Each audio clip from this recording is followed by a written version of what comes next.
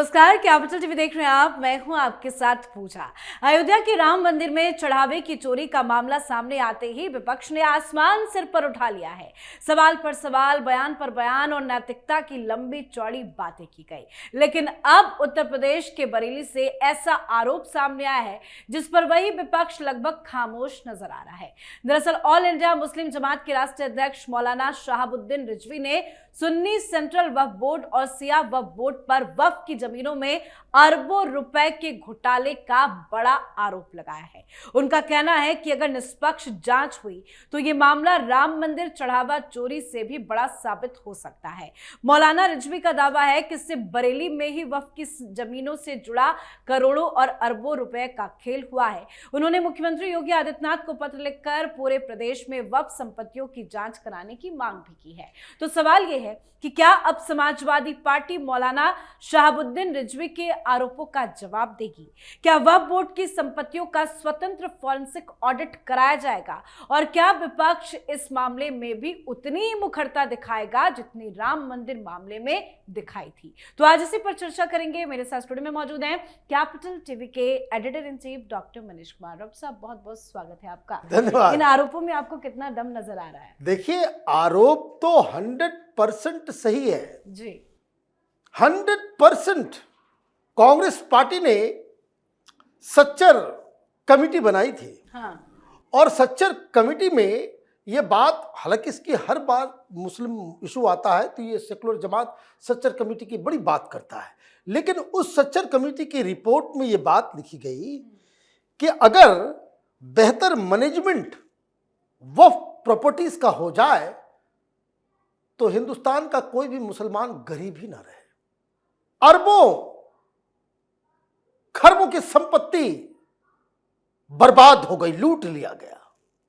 लेकिन आज सिर्फ राजनीतिक दांव पेच चल रहा है ना। केजरीवाल भगवा पहन रहा है, कांग्रेसी जो है राम मंदिर में चोरी हो रही उससे चिंता से दुबले पतले होते चले जा रहे हैं। हर शहर में विरोध प्रदर्शन का ऐलान किया और खाना पीना छोड़ दिया। अखिलेश यादव ने व्रत कर रहे हैं। हनुमान चालीसा, जिन लोगों ने कार सेवकों के खून से सरयू को लाल कर दिया, जिस पार्टी के द्वारा यह कहा जाता था कि जान दे देंगे, बाबरी मस्जिद गिरने नहीं देंगे, और गिरने के बाद यह कहा कि हम वहां फिर से बाबरी मस्जिद बनाएंगे। राम मंदिर की चोरी में इतनी परेशान है कि हाजमा खराब हो गया इनका। रोज जो है रामचरितमानस की चौपाई उल्टी कर रहे हैं ये लोग। अचानक से हिंदू बन गए। लेकिन मैंने आपको कहा था ये राजनीति बड़ी महंगी पड़ने वाली है जी। अब वो एक कहावत है ना, अब आया है ऊंट पहाड़ के नीचे।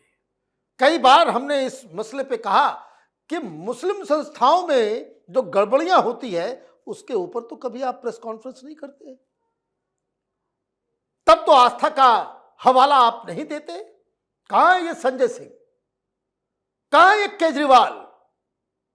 केजरीवाल के बारे में बताऊंगा, क्योंकि केजरीवाल तो जीता जागता वो प्रमाण है। मुसलमानों से जब वोट लेना था तो ये आदमी, ये हिंदुस्तान की राजनीति का नटवरलाल, ये ओखला में जाकर के ये कहा कि हमें मालूम है कि किसी ने मुझे बताया कि मुंबई में सबसे अमीर व्यक्ति की जो सबसे ऊंचा घर है मुकेश अंबानी के बारे में। हमारी सरकार आ जाए तो वहां बुलडोजर चला दे, क्योंकि वो वक्फ की जमीन, तो वक्फ की जमीन बेची गई ना, पैसा कहां गया? 5 स्टार होटल है वक्फ की जमीन पे, 1000 रुपया किराया आता है, करोड़ों की कमाई होती है। कौन किसके पास जा रहा है?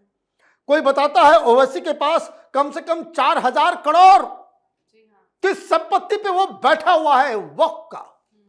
वो वक्फ की जमीन आम मुसलमानों की जमीन, और वो प्रॉपर्टी आम मुसलमानों की है। यहां सारा कैलकुलेशन हो गया। 3 करोड़ के आसपास ये चढ़ावा चोरों ने चोरी की। 3 करोड़। अकेले ओवैसी बैठा हुआ है 4000 करोड़ के ऊपर।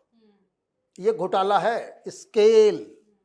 अब जैसे ये मांग की गई, यही प्रेस कॉन्फ्रेंस करके अखिलेश यादव ने मांगा था ना, ये कांग्रेस वाले ने भी मांगा, अभी तो कोर्ट भी चले गए, आरजेडी वाले भी चले गए, बाकी सारे लोग चले गए कि इंक्वायरी सीबीआई के द्वारा हो।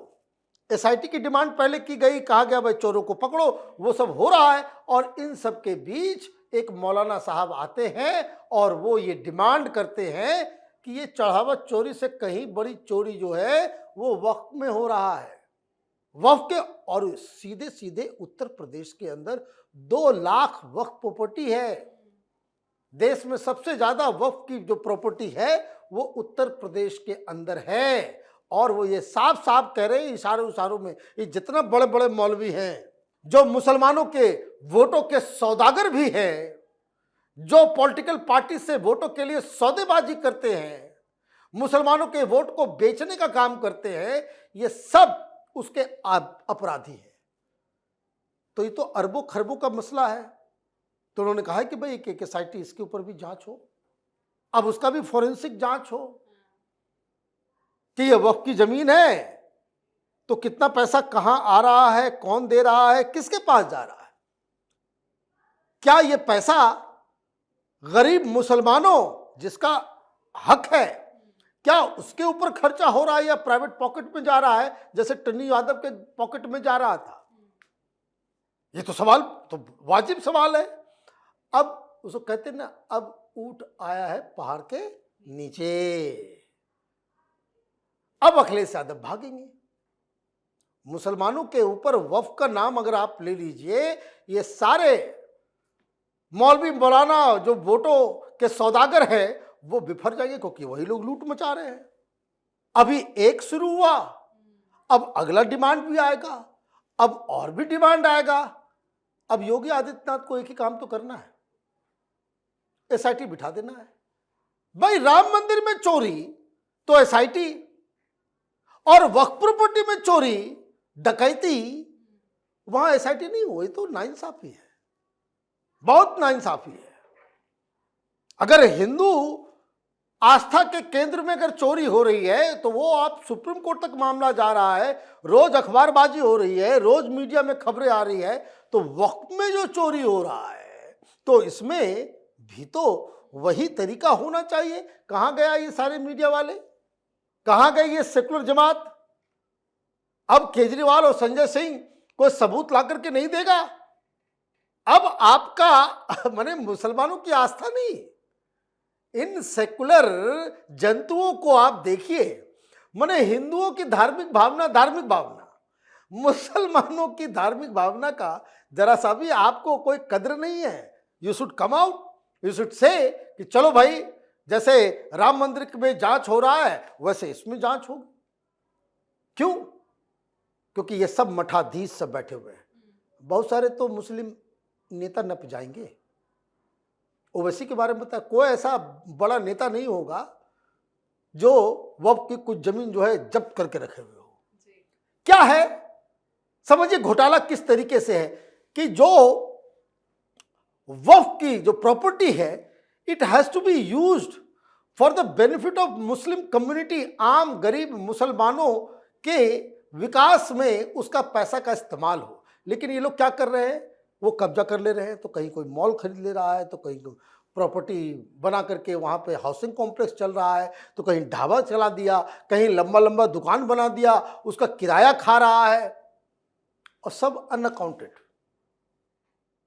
भाई चंदा चोरी यही है ना कि लोगों ने जाकर के दान दिया। यहां जमीन दान में दी जा रही है।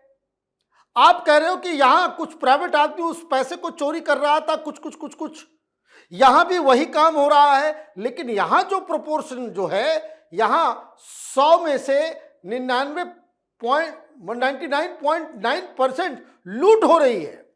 यहां तो हर दिन आप ये समझिए कि 5%, 3%, 4% के आसपास चोरी हो रही थी, वहां 99% चोरी हो रही थी। वॉल्यूम के अगर हिसाब से अगर आप देखें तो यहां तो 4 करोड़ जाते 3 करोड़ बताया जा रहा है, ज्यादा से ज्यादा 4 करोड़, 5 करोड़, और यहां हजारों करोड़ की चोरी हो चुकी। कोई जवाब उठाएगा नहीं। तो ऐसा तो लग रहा है कि राजनीति करने वाले अब भागेंगे, क्योंकि जो खबर आ रही है, योगी आदित्यनाथ उत्तर प्रदेश में वक्फ की चोरी के ऊपर इन्वेस्टिगेशन की घोषणा करने वाले हैं।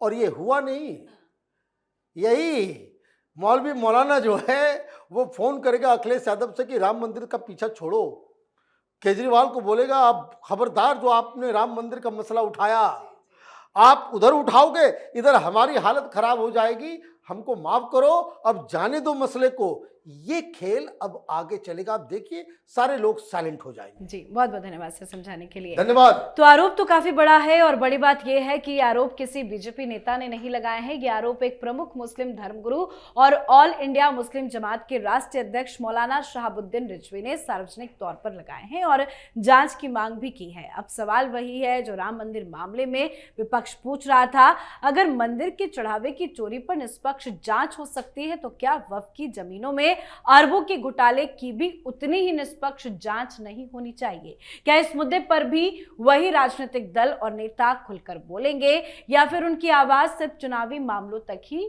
सीमित रहेगी? फिलहाल निगाहें सीएम योगी की सरकार पर है। अगर जांच आगे बढ़ती है और आरोपों की पुष्टि होती है तो वक्फ संपत्तियों से जुड़ा यह मामला उत्तर प्रदेश की राजनीति का सबसे बड़ा विवाद भी बन सकता है। तो इस पर आप भी अपनी राय कमेंट करके लिखिएगा। देखते रहिए कैपिटल टीवी। नमस्कार।